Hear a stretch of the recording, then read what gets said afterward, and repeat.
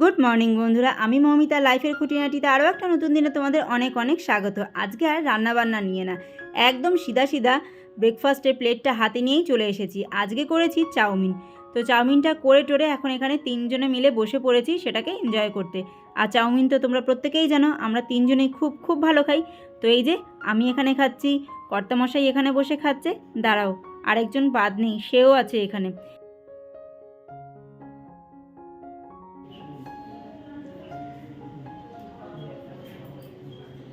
হ্যাঁ,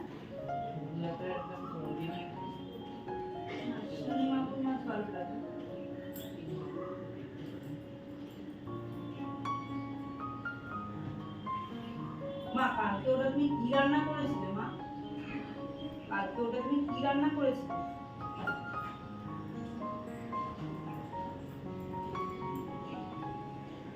তো এখানে দুটো নাইটি পড়েছিল, সেই নাইটিটা একটু ভাঁজ করে নিলাম। আর এই যে মেয়ে আগের দিনকার পরে টোরে ব্যাগটা এখানে রেখে দিয়েছে। তো ব্যাগটা চেক করছিলাম কোনো জলের বোতল আছে কিনা, তা না হলে কী হয় বলো তো, হয়তো রয়ে যায় ব্যাগের ভেতরে, আর সেটা হয়তো পরের দিন যখন আবার পড়তে যাবে তখন হয়তো বেরোয়। তো সেটাই চেক করে জায়গাটা জায়গায় রেখে দিচ্ছি। খাওয়া দাওয়া তো ওদিকে মোটামুটি কমপ্লিট হয়ে গেছে, এবার ঘরের কাজকর্ম শুরু করে দিয়েছি। তো আজকে এই বিছানাটা একটু ভালোভাবে একটু ঝেড়ে টেরে দিই, কারণ এখানে খুব একটা বসা টসা হয় না। মেয়ে আর কি এই ঘরে পড়াশোনা করে বলে আমরা আর খুব একটা এসে ওকে বিরক্ত করি না, এই জায়গাটা বসা হয় না, খুব কম হয়। যেমন দেখলে আজকে সকালবেলাটা একটুখানি বসেছিলাম, সেরকমই কম হয়।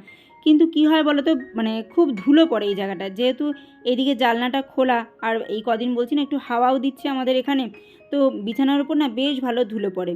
তো সেটাই আর কি ভালো করে একটু ঝেড়ে টেরে দিচ্ছি, কুশন টুশনগুলো একটু ভালো করে সরিয়ে টরিয়ে ধুলোটা ভালো করে ঝেড়ে আবার জায়গাটা জায়গায় রেখে দিচ্ছি।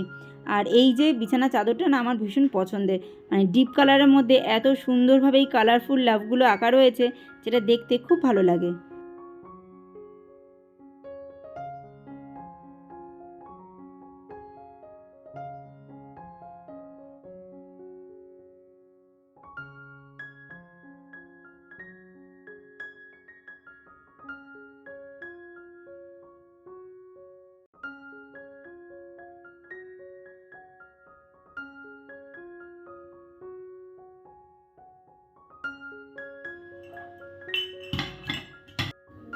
তো ওইদিকে টুকটাক কাজকর্ম করে চলে এসেছি, এদিকে সবজি টবজি কাটাকাটি করে নিয়েছি। সবজিগুলো আগে একটু ধুয়ে টুয়ে এখানে রেখে যাই, তারপরে একবারে ঘরটা ঝাড় দেবো।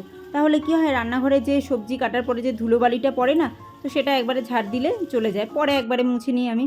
তো সেই জন্য আগে সবজিগুলো কেটে টেটে তারপরেই আর কি ঘর দুয়ার ঝাড়পোছ করি। আর এদিকে দেখো কর্তামশাই আজকে পমফ্রেট মাছ নিয়ে এসছে। মেয়ে খেতে চেয়েছে, তো এক কথায় নিয়ে চলে এসেছে, তাও আবার বাজার ঘুরে নিয়ে এসেছে।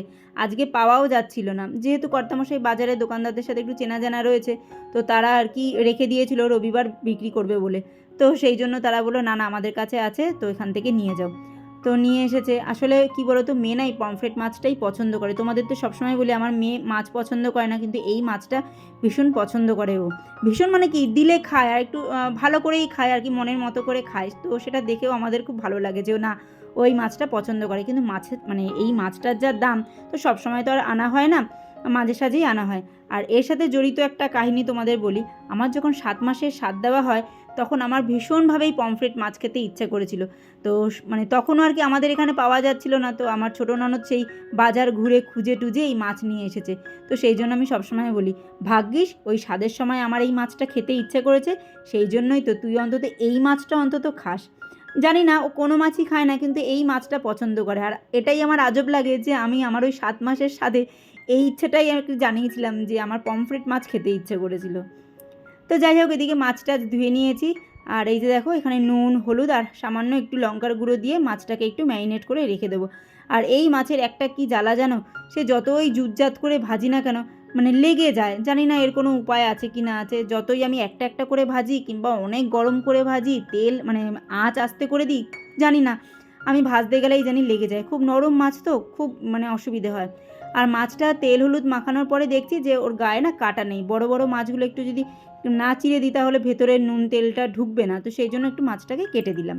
তারপরে এদিকে দেখো ভাতটা বসিয়ে দিয়েছি, আর একদিকে কড়াই চাপিয়ে রান্নাবান্নাটা স্টার্ট করে দেবো।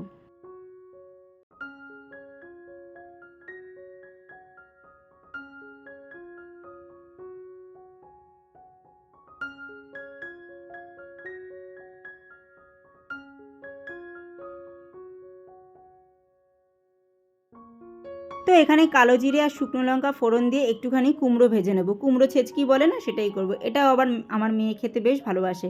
তো যেহেতু উচ্ছে আলু ভাজবো, তো উচ্ছে আলুটা আবার একটুখানি আর কি ঘ্যান ঘ্যান করতে করতে খাবে, তো সেই জন্য ভাবলাম না একটুখানি কুমড়ো ভাজা করি, তাহলে ওর মনের মতো হলো, আমাদেরও মনের মতো হলো।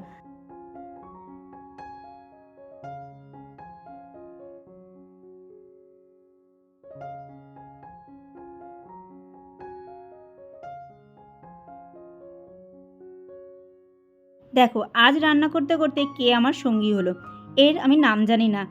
বুলবুল পাখির মতো খানিকটা দেখতে, কিন্তু সাদা আর কালো। দেখো সাদা কালো দিয়ে একটুখানি আবছা ডোরা, মানে ডানাটায় আর কি দাগ আছে, তারপরে ওপরের অংশটা কালো, নিচটা কিন্তু সাদা। আমি এর নাম জানি না, যদি তোমাদের কারো নামটা জানা থাকে অবশ্যই মানে বলো। আমার এখান দিয়ে বেশ ভালো রকমের আর কি পাখি দেখা যায়, অনেক রকমের পাখি কিন্তু আমি এখান থেকে দেখতে পাই। ইয়ে ডালগুলো কেটে দিলে, এই ডালগুলো, হ্যাঁ আবার হয়ে যাবে এই মুহূর্তে, হ্যাঁ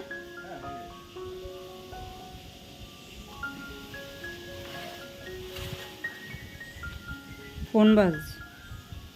তোমাদেরকে আগে জায়গাটা দেখিয়ে দিই। দেখো 3টে বাড়ির একদম পেছন সাইড পড়ছে এটা। একটা বাড়ির পায়খানা বাথরুম, আমার বাড়ির একদম পেছন সাইড, এখান থেকে আমাদের পেছনের দরজাটা, আর আরেকটা বাড়িরও পায়খানা বাথরুম আর রান্নাঘরের সাইডটা এখানটা। এবার আমার যে জমিটা রয়েছে এখানে আমি একটা আম গাছ লাগিয়েছিলাম, মানে আটি ফেলেছিলাম, সেখান থেকে দেখো গাছটা হয়েছে, আর দেখতেই পাচ্ছ কতটা সরু হয়েছে। তারই একটা ডাল, একটা কি দুটো ডাল আর কি বড় হয়েছে, ঝাঁকড়িয়ে গেছে। এবার এখানেরই এই দুটো বাড়ির মধ্যেই একটা বাড়ির প্রতিবেশীর আর কি বাড়িতে আলো ঢুকছিল না, তো তার অবজেকশনের জন্য আমাকে সেই ডালটা কেটে ফেলতে হলো। তাহলে ভাবো যে মানুষের মানে পরিস্থিতি কি, আমার জমিতে গাছ ঝাঁকড়িয়ে উঠেছে, তার বাড়িতে আলো যাচ্ছে না, সেই জন্য আমাকে গাছ কেটে ফেলতে হবে। এই হচ্ছে পরিবেশ পরিস্থিতির মানে অবস্থা। আবার মানুষের কত বড় বড় লেকচার, কত বড় বড় কথাবার্তা আমাদেরকে শুনতে হয়। যাদের মানে ন্যূনতম জ্ঞানটুকু নেই, এই গরমের মধ্যে দাঁড়িয়ে, আজকের পরিস্থিতির মধ্যে দাঁড়িয়ে তারা যখন বড় বড় ডায়লগ দেয় না, সত্যি যখন কান পেতে সেগুলো শুনতে হয়, মানে নিজের ওপরেই নিজের ধিক্কার হয় যে কেন আমরা এগুলোর প্রতিবাদ করতে পারি না, কেন পারি না।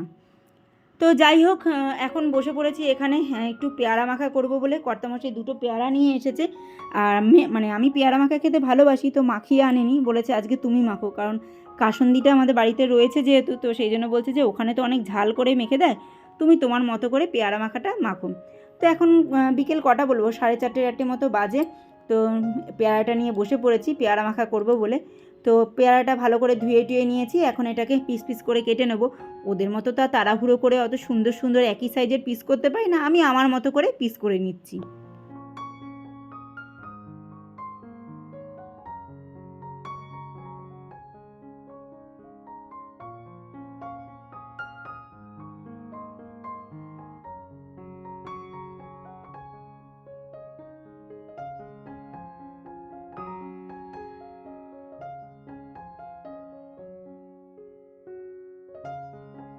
তো দেখো এখানে আমি 2 রকমের নুন দিয়েছি, একটা হচ্ছে বিট নুন দিয়েছি, আর যেই নুন আমরা রান্নায় ব্যবহার করি সেই নুন দিয়েছি। দুটোই পরিমাণ স্বাদ অনুযায়ী দেবে।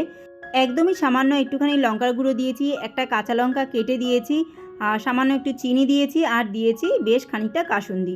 সমস্ত কিছু দিয়ে এখন পেয়ারাটাকে ভালো করে মাখিয়ে নেব। আমার এরকমভাবে পেয়ারা মাখা খেতে খুব ভালো লাগে, আর বিশেষ করে যখন শরীর টরীর খারাপ থাকে তখন এরকমভাবে খেতে তো খুবই ভালো লাগে, মুখের রুচিটা অনেকটা ফেরে। যদিও কাসুন্দিটা দিয়ে সবসময় খাওয়াটা উচিত না, কিন্তু মাঝে সাঝে চলে আর কি।